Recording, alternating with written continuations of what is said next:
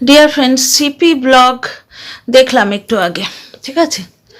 সেখানে দেখলাম যে আমাদের প্রিয় সোনার মাম্মা খুব রুডলি এক জায়গায় বলছেন, টাকা দিয়েছো বলে কি মাথা কিনে নিয়েছো?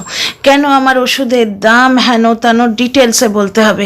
এত ডিটেলসে যে বলতে হবে আমাদের মাথাতেই আসে না।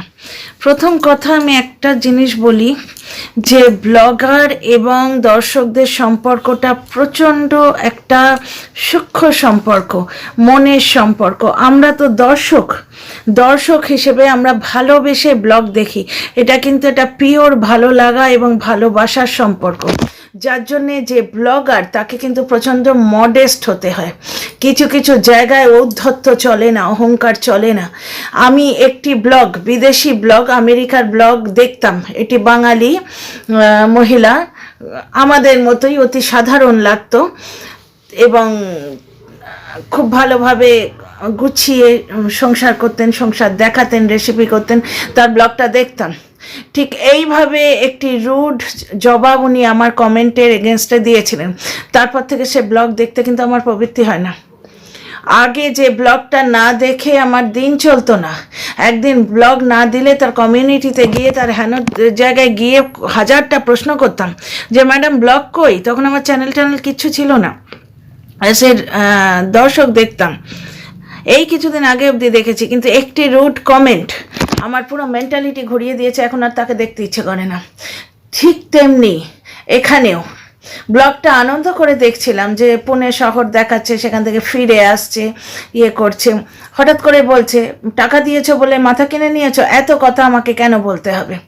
প্রথম কথা হচ্ছে, ব্লগাররা তাদের জীবন শেয়ার করে, তারা নিজেরা ইচ্ছাকৃতভাবে প্রতিটি কথা বলে। আমরা তো জানতে চাই না গিয়ে? আমরা জানতে চাই যে তোমার বাড়িতে, তোমার হাঁড়িতে কটা চাল আছে, তুমি কি রান্না করেছো না করেছো জানতে চাই? তুমিই তো চ্যানেল খুলে ব্লগ করছো, তুমি ধীরে ধীরে দেখাতে শুরু করেছো। আমরা জানতে চাইছি তোমার কটা ছেলেপুলে, তোমার ছেলের কি অসুখ জানতে চেয়েছি। ডিয়ার ফ্রেন্ডস, প্রথমে একটি মা অত্যন্তভাবে বিচলিত হয়ে গিয়ে দর্শকদের এসে বলল যে যতটুকু পারো 10-50 টাকা হলেও সাহায্য করো। সেই দিন সেই মায়ের অসহায়তা ফুটে উঠেছিল। প্রত্যেকে নিজের সাধ্য মতো সাহায্য করেছে। আমি একটি ছোট্ট ক্ষুদ্র কন্টেন্ট ক্রিয়েটার, আমি দেন অ্যান্ড দেয়ার আমার কমিউনিটিতে দিয়েছি সেই পোস্টটা। আমি জানি কতটুকু আমার সাবস্ক্রাইবার ফ্যামিলি, কিন্তু তার সত্ত্বেও নিজের ক্ষুদ্র সীমিত ক্ষমতা দিয়ে হেল্প করতে চেয়েছি। একটি দাদাভাইকে দেখেছি, তিনি তার ভ্যান রিক্সার ওপর একটি টিনের বাক্স বসিয়ে প্রিয়সোনার নাম লিখে ভিক্ষে চেয়ে টাকা তুলে দিয়েছেন। ঠিক আছে, দর্শকদের এই যে ভালোবাসা, এই ভালোবাসা কিন্তু অনমোল, মূল্যহীন, এর কোনো জবাব হয় না। সুতরাং এই যে ব্লগারটি অত্যন্ত রুডভাবে বলছে, আমি কেন বলতে যাব আমার ওষুধের ডিটেলস হেন তেন, টাকা দিয়েছো বলে কি মাথা কিনে নিয়েছো? না, টাকা দিয়েছো বলে মাথা কিনে নিইনি। কিন্তু ব্যাপারটা হচ্ছে যে ওই মুহূর্তের যে ফিলিংসটা দর্শকদের তোমার প্রতি, তুমি একটি অচেনা মানুষকে কেউ চেনে না, তোমার সন্তানকে কেউ চেনে, শুধুমাত্র তোমাকে ভালোবেসে দৌড়ে গিয়ে যে যার সাধ্যমতো হেল্প করেছে, এই ভাবনা মূল্যহীন। এই ভাবনাকে তুমি কোনো দিন কোনো টাকায় মাপতে পারবে না। কিন্তু তোমার তো সে ফিলিংসে নেই। তুমি আজকে বলছো টাকা দিয়েছো বলে কি মাথা কিনে নিয়েছো। কি অহংকারী ঔদ্ধত্যপূর্ণ কথা! কোনো ব্লগারের মুখ থেকে এই কথা কিন্তু সাজায় না, কারণ ব্লগারদের পুরো সাকসেসটা ডিপেন্ড করে শুধুমাত্র দর্শকদের ভালোবাসার জন্য। আচ্ছা, ওষুধের ডিটেলস হেন তেন কে জানতে চেয়েছে আমি জানি না, কিছু নেগেটিভ কমেন্টস হয়তো এসছে। 2 বছর ধরে যে ব্লগারটি ওয়াইটিতে টিকে আছে, এইটুকু নেগেটিভ কমেন্টস ইগনোর করার ক্ষমতা তার থাকা উচিত। আর না থাকলে ভিডিও করে বিনম্রভাবে বলে দেওয়া উচিত, এইভাবে তোমাদের বলা উচিত নয়। কারণ তুমি যেভাবে পাগলের মতো অবস্থায় এসছিলে, যে কোনো মায়ের কন্ডিশন হবে সন্তানের অসুখের কথা জানতে পারলে, যেভাবে এসছিলে সবাই কিন্তু 2 হাত বাড়িয়ে দিয়েছিল তোমার সাহায্যের জন্য, কিন্তু সেই ফিলিংসের মর্যাদা তুমি দিলে না। এখানে টাকাটা মেন নয়, বুঝতে পারছো তো? আজকে এখানে ওই মুহূর্তের যে ঋণটা, আজকে তুমি অনেক ছক কেটে অনেক কিছু বুঝেছো, অনেক কিছু বোঝাতে এসছো, কিন্তু ওই মুহূর্তের ভালোবাসার যে ঋণটা সেটা তুমি কোনোদিনই শোধ করতে পারবে না। আর এই রকম ঔদ্ধত্যপূর্ণ অ্যাটিটিউড থাকলে ব্লগ কিন্তু আর বেশি দিন চলবে না, সত্যি কথা বলছি আমি। কারণ ভালোবেসে দেখি, বুঝলে তো, শুধু ভালোবাসা, পিওর একটা হালকা সূক্ষ্ম সুতোর সম্পর্ক। এখানে কোনো বাধ্যবাধকতা নেই যে সিপি ব্লগস না দেখলে কোনো দর্শক না খেয়ে মরে যাবে, বুঝতে পারছো তো? তো ব্লগার ম্যাডাম, আপনার কিন্তু এটা বোঝা উচিত। দ্বিতীয় কথা, কিছু দর্শক হয়তো অসভ্যের মতো দেয়া টাকা ফেরত চেয়েছে, বাকিরা তো চায়নি। তাহলে তুমি এভাবে কেন বলছো যে ফিরে এসেই সবার টাকা সবাইকে দিয়ে দেবো হেন তেন? টাকা তুমি 10-50 টাকা, 1000 টাকা, 5000 টাকা, তোমার অনেক টাকা বোঝা যাচ্ছে, তুমি 50,000 টাকা পর্যন্ত ফেরত দিতে পারো, কিন্তু ওই মুহূর্তের যে স্নেহের দান, সেই স্নেহটাকে কি তুমি ফেরত দিতে পারবে? টাকা থ্রু দিয়ে দর্শকরা তাদের যে ভালোবাসা এবং স্নেহটা তোমায় দিয়েছিল, তার দাম তুমি দিতে পারবে? ওই দাদাভাই রিকশায় করে যিনি ভিক্ষে করেছেন, সেই দাদাভাইয়ের ভালোবাসার দাম তুমি দিতে পারবে? সে ভিক্ষে করে কটা টাকা তুলেছিল তুমি কি করে বিচার করবে? হোয়াটসঅ্যাপ প্রমাণ দিয়ে? কেউ যদি মিথ্যে কথা বলে তুমি সেখানে কোথাও জাজ করতে পারবে? আমি কোনো ডিটেলসে যাচ্ছি না যে তুমি সেটা নিয়ে কোন ভালো কাজে লাগাবে, নিডিকে দেবে বা এমনি কিছু করবে, সে ডিটেলসে যাচ্ছি না। কিন্তু আমার এই অহংকার ঔদ্ধত্যটা ভালো লাগেনি। দ্বিতীয় কথা হচ্ছে, আজকে কন্টেন্ট ক্রিয়েটারদের একটু ইনডাইরেক্টলি কেন ডিরেক্টলি ধমকি দেয়া হলো যে সমস্ত কন্টেন্ট ক্রিয়েটাররা এরমভাবে বলবে তাদের আমরা দেখে নেব।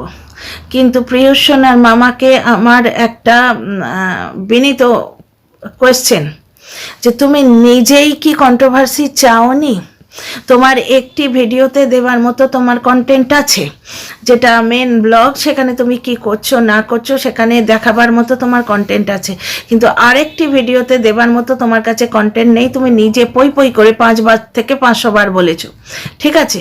এবার সেই চ্যানেলটি চালাবার জন্য তুমি নিজে কি কন্ট্রোভার্সি চাওনি? কন্ট্রোভার্সি না চাইলে তুমি লাইভে কেঁদে কেটে ওইভাবে বললে কেন? দ্বিতীয় কথা, যার তার ভিডিও তুমি কমিউনিটিতে দিচ্ছ কেন?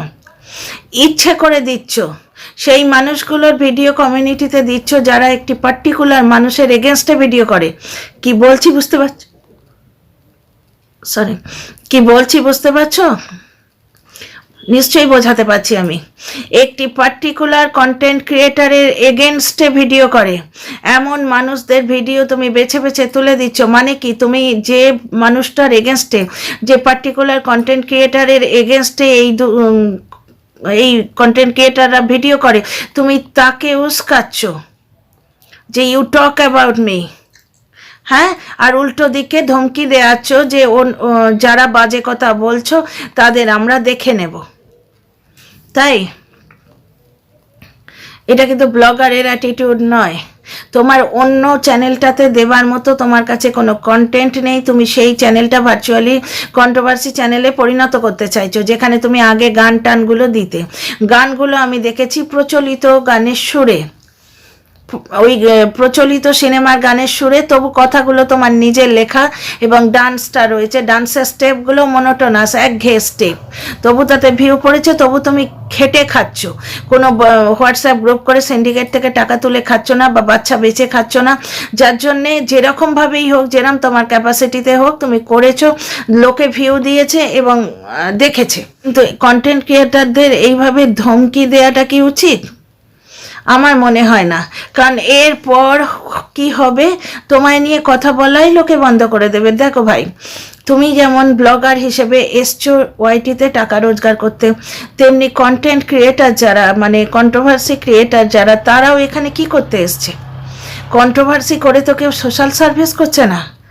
যে যার সাধ্য মতো সৎ পথে পয়সা কামাচ্ছে, ঠিক আছে? এইবার 4 পয়সা কামিয়ে যদি 2 পয়সা কোর্টের পেছনে দিতে হয়, উকিলের পেছনে দিতে হয়, লোকে সে রাস্তায় কেন যাবে? এরপর কি হবে, তোমার ব্লগ আর চর্চায় থাকবে না, কারণ কোনো কন্ট্রোভার্সি ক্রিয়েটার তোমাকে নিয়ে ভিডিও আর করবে না। আমিই তো ভাবছিলাম ভিডিও করব কি না করব, কারণ ওই ধমকি ভরা ভিডিওটা আমি দেখলাম। একজন এমিনেন্ট খুব ভালো জনপ্রিয় অভিনেত্রী ধমকি দিচ্ছেন যে যেসব কন্ট্রোভার্সি ক্রিয়েটাররা সিপি ব্লগকে নিয়ে ভিডিও করবে তাদের আমরা দেখে নেব। ঠিক আছে, আমাকে দেখে নেবার মতো কিছু কথা আমি এখানে বলিনি। আমার মনে যে কটা কথা এলো আমি সেই কথা বললাম। যে আমার ওই ভিডিওটা দেখতে দেখতে যেখানে তুমি বললে যে টাকা দিয়েছো বলে মাথা কিনে নিয়েছো, ওইখানে আমার খুব খারাপ লেগেছিল। আমার সেই মনোভাবটা আমি প্রকাশ করলাম এখানে। প্রিয় সোনা সুস্থ হয়ে উঠুক, ঠিক আছে, এই কামনা করি। এই কামনা আমার মনে হয় সবার, ঠিক আছে। কিন্তু প্রিয় সোনার ওষুধ, প্রিয় সোনার চিকিৎসা, এগুলো তুমিই তো বলেছো। তুমি তোমার ব্লগের কন্টেন্ট বানাওনি? তাহলে আজকে দর্শকরা যদি একটু ডিটেলে জানতে চায়, তাও বেশিরভাগ দর্শক নয়, 2-4টি দর্শক, তারা যদি ডিটেলে জানতে চায়, তাহলে তুমি এরমভাবে ধমকি কি করে দিতে পারো যে টাকা দিয়েছো বলে মাথা কিনে নিয়েছো? এতে কোন ডাক্তার দেখিয়েছো, সেই ডাক্তার কি বলেছে, সেই পুরো কি বলা কথাটা তোমার ভিডিওর একটা কন্টেন্ট, তাই না? এইভাবে তুমি দর্শকদের ফুডিং দিচ্ছ, খাদ্য দিচ্ছ, মনের খাদ্য। তাদের মনের মধ্যে কোনো কোয়েশ্চেন উদয় হলে তারা যখন জিজ্ঞেস করবে তখন তুমি তাদের বলবে মাথা কিনে নিয়েছো, তাই না? কথা কিন্তু দর্শকরা যুক্তিপূর্ণভাবেই বলে। একটা ছোট বাচ্চাকে তুমি ইঞ্জেকশন দিচ্ছ, সেই ইঞ্জেকশনটা তার শ্যুট করলো কিনা না দেখে তুমি ঝট করে অত টাকার টিকিট কেটে বাড়ি ফিরে এলে, তো দর্শকদের মনে প্রশ্ন উদয় হয়েছে যে এখানে এসে ভগবান না করুন কোনো কমপ্লিকেশন ক্রিয়েটেড হলে তুমি কি করবে? দর্শকরা সেই কথাটাই বলেছে। দ্বিতীয় কথা হচ্ছে, মোহাম্মদ বিন তুগলকের মতো হঠকারী সিদ্ধান্ত হচ্ছে না? তুমি নিজে একটু ভেবে দেখো তো। প্রথমে আমি এই নিয়ে ভিডিও করিনি, কারণ আমার মনে হয়েছিল একটি মায়ের মনের অবস্থা হয়তো এইরকমই হতে পারে। বাচ্চার বাড়াবাড়ি হয়েছে, অসুস্থতার, জানলে একটা মায়ের মনের অবস্থা এইরকমই হয় হয়তো। তাই কোনোদিন এই নিয়ে বোধহয় একটি ভিডিও করেছি, এমনি কোনোদিন এই টপিক নিয়ে আমি ভিডিও করিনি। যদিও তোমার হাবভাব আমার খুবই হ্যাপাজার্ট লেগেছে, কারণ দর্শকদের দরবারে আসার আগে সেকেন্ড ওপিনিয়ন নিয়ে আসা উচিত ছিল, ঠিক আছে। দ্বিতীয় কথা, 2 সপ্তাহে 12,25,000 টাকা যারা তুলে দিয়েছে তারা তোমাকে যথেষ্ট ভালোবাসে। 60 লক্ষ টাকা খরচা হবে, এই পুরো টাকাটা দর্শকদের থেকে পাওয়া যাবে, এই আশাটা করা উচিত হয়নি। এবং তোমার কাছে মাত্র 5 লক্ষ টাকা আছে, তাহলে এই পাহাড় পরিমাণ খরচাটা কিভাবে কি হবে তার একটা প্ল্যান বি তোমার আগেই রাখা উচিত ছিল, তাই নাকি? এবার বেশি হার্সলি আমি বলবো না, কারণ অসুস্থ বাচ্চার মা, তার মানসিক অবস্থা এরকমই হতে পারে যে ডুবতে কো তিনকে কা সাহারা, যেদিকে যেটা মনে হচ্ছে সে সেটা করে ফেলছে। ঠিক আছে, তাহলে তোমার 7 খুন মাপ ছিল, প্রথম দিকে ভিডিও করিনি ওই জন্যে। কিন্তু তুমি তারপর ব্লেম করতে আসো কোন মুখে? যে দর্শকরা তোমাকে উজাড় করে দিল তাদের তুমি ব্লেম করতে আসো কিভাবে? 2-4টে নেগেটিভ কমেন্ট এসছে, কিন্তু বাকি 80টা তো পজিটিভ কমেন্ট এসছে। দর্শকদের টাকা তুমি ফিরিয়ে দিতে পারো, সেই স্নেহের দান ফিরিয়ে দিতে পারো, সেই মুহূর্তের সেই স্নেহটুকু, সেই ঋণটা তুমি কোনোদিন জীবনে শোধ করতে পারবে? ব্লগার হিসেবে বিনম্র হওয়া উচিত। অসুস্থ বাচ্চার মা তুমি, তোমার সকলের শুভকামনার জন্য নিজেকে তৈরি করা উচিত, এমনভাবে বিহেভ করা উচিত সবাই যেন প্রাণ ঢেলে তোমার বাচ্চাকে আশীর্বাদ করে। সবাই করছে, তুমি একটু আধটু ভুল করে ফেলছো বলে কেউ যে তোমার ছেলের অমঙ্গল কামনা করছে তা নয়, কেউ নয়। প্রিয় সোনা দীর্ঘজীবী হোক, সম্পূর্ণ সুস্থ হয়ে ফিরে আসুক, ঠিক আছে? প্রিয় সোনার মামা, তোমাকে লাস্ট একটা কথাই বলতে চাই, ব্লগার হিসেবে সাকসেসফুল হয়েছো, আরও সাকসেস যদি পেতে চাও নিজের কথা বলার ভঙ্গি চেঞ্জ করো। টিনাকে কি ওরা বলছে, টিনা কোনোদিন এইভাবে রুটভাবে জবাব দেয়নি, কিন্তু যার জন্য সে আজ কত সাকসেসফুল দেখো। এই যে তুমি বলছো তোমরা নিজেদের কি মনে করো যে একটা ইঞ্জেকশন ওখানে লাগিয়ে ফিরতে হতো, তোমরা কি ডাক্তারের থেকে বেশি জানো? এই কথাটা তোমার এইভাবে না বলে তোমাদের এইভাবে ক্লিয়ার করে দিতে হতো যে এটা হঠকারী সিদ্ধান্ত নয়। ডাক্তারবাবু আমায় বলেছিলেন যে একদিন থেকে বাড়ি গিয়ে ইঞ্জেকশনটা দিও, তুমি নিজে ঠিকভাবে ক্লিয়ার করে দাওনি। ব্যাপারটা হচ্ছে তোমার ছেলের ইঞ্জেকশন দিয়ে কি হলো না হলো কার কি এসে যায়? তোমার ছেলেকে ভালোবাসে, তোমাকে ভালোবাসে বলেই তো দর্শকরা কমেন্টটা করছে। নাহলে তোমার ছেলের সাইড এফেক্ট হলো আর তুমি কি ওইখানে একবারে পাগলের মতো ইয়ে করতে রইলে, আবার পুনে ফিরে যেতে হবে না কি করতে হবে বুঝতে পারছো না, মানে হতবাক হয়ে যাচ্ছ, হতবম্ব হয়ে যাচ্ছ। এই সিচুয়েশনটা কল্পনা করে ভালোবেসে দর্শকরা জিজ্ঞেস করছে। দর্শকদের যদি এই কমেন্টটা করে ভুল হয়ে যায় যে হ্যাঁ হঠকারী সিদ্ধান্ত তো নিয়েছো, তোমাকে বলেছে, এই কমেন্টটা এইভাবে করে যদি তোমার মনে হয় দর্শকরা ভুল করেছে, তোমার পোলাইটলি জবাব দিতে হতো যে না, এটা হঠকারী সিদ্ধান্ত নয়, তোমরা ডাক্তারের থেকে কি বেশি জানো, এইভাবে না বলে ডাক্তারবাবু আমায় এই কথাটি বলেছিলেন, এইটি যদি তুমি ভালোভাবে বলে দিতে তাহলে এই ধরনের কমেন্ট আসতো না। কারণ এই কথাটা শুনে আমারও মনে হয়েছিল, এই কথাটাই মনে হয়েছিল যে ইঞ্জেকশন নিয়ে ওষুধ নিয়ে চলে এলে সেই ওষুধের যদি সাইড এফেক্ট হয়, ইঞ্জেকশনের সাইড এফেক্ট হয়, তখন তুমি কি করবে, আবার পুনে যাবে কি? আমার মনে হয় ব্লগার হিসেবে একটু বিনম্রভাবে ব্যবহার করা উচিত। বাকি ব্লগটা তো কি ভালো লাগছে, কন্ট্রোভার্সি মাঝখানে ঢোকাবার কি দরকার? চোখের সামনে উদাহরণ তো দেখছো একটা, যে সেই ভিডিওতে কন্টিনিউয়াস কন্ট্রোভার্সি দিয়ে দিয়ে তার সাবস্ক্রাইবার কাউন্ট এবং তার ভিউয়ের অবস্থা কি হয়েছে। সুন্দর লাগছিল ব্লগটাকে, সুন্দর প্লেনে করে আসছো, এদিক ওদিক দেখাচ্ছ। আমি তো রিসেন্টলি দেখতে শুরু করেছি, যারা পুরনো দর্শক তারা কত ভালোবেসে দেখছে তাহলে বোঝো। তার সত্ত্বেও এইরকম বিহেভিয়ারটা ভালো লাগেনি। সব থেকে খারাপ লেগেছে যখন বললাম কি ওই কথাটা যে টাকা দিয়েছো বলে মাথা কিনে নিয়েছো।